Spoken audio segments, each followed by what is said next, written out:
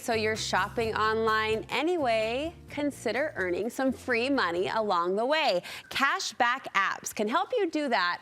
But I've always wondered, is the work worth the effort? In today's Tech Check, we break down 3 of the more popular options.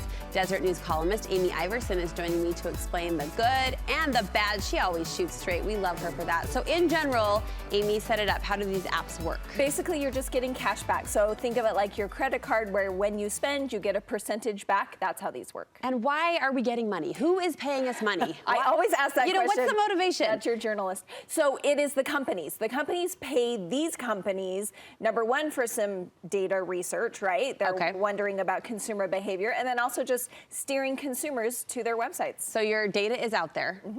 It's anonymized, so they don't have your name, they don't have identifiable information, but these companies are looking for consumer behavior. How are people buying? When are they buying? What are they buying? That's what they want to know. Do you use these? So I don't. This is my story. So on my little cousin getaway, I always tell you about every year. I love it. This year, everybody got into one of these apps. Okay. And so everyone's going, oh, can I have your receipt? Every time we'd go shopping. I'm like, sure. But then I'm like, do I really want them having my receipt? So they were scanning your receipt. They're for their scanning app. my receipt to get money. And then when I got home, I started getting all the text requests to join because you get referral money too.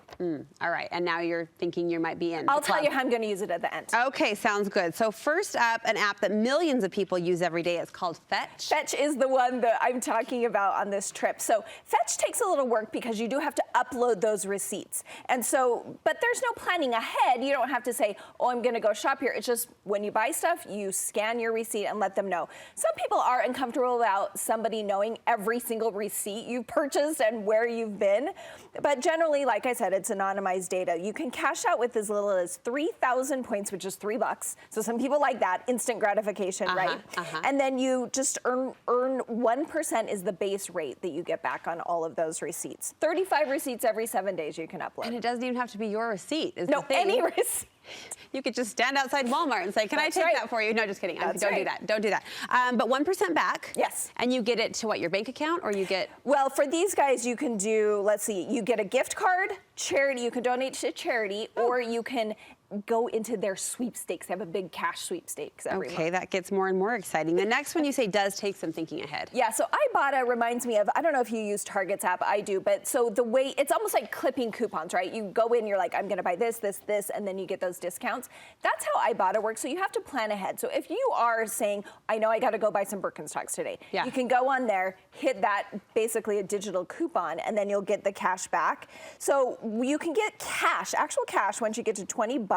That can go right to your bank or to PayPal or to gift cards, however you want. The average user here earns $10 to $20 a month. Wow. And to me, I'm thinking a ton of the users are obviously never using it. So I think that's a pretty good average. Yeah, good turnaround. And then I like this part. You can link your loyalty card if you shop at a certain store, and then you don't even have to upload the receipt. It's automatic. It just is automatic. Okay, all right. And the last app, what recently went through a rebranding. This is the one I've heard of. Yeah, Rakuten. So we saw those Ebates ads all the time. Right. It's now called Rakuten, and they have more than 3,500 stores. This is the biggest, I think. Okay. And they've got all those big ones, Nordstrom Rack and Target and Walmart.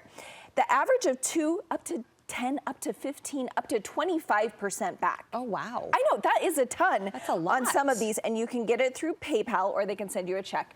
This is the one I might use, and I'll tell you how. So you can use the app, but you can also download a browser extension just right on your computer, which is where I do most of my shopping, not on my phone. And then when you're just shopping on a website, you'll get a pop-up.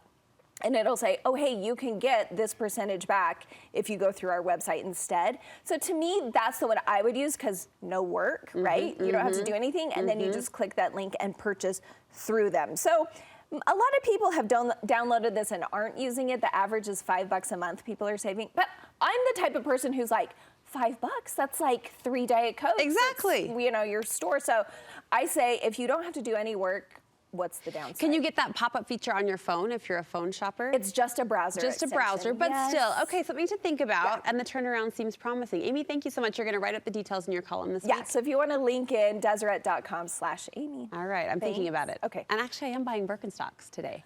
My sister wore the gold ones. I was like, is she in my head? She wore the gold ones to Mother's Day, and I was like, I think I need those. That was on my list today, so good job.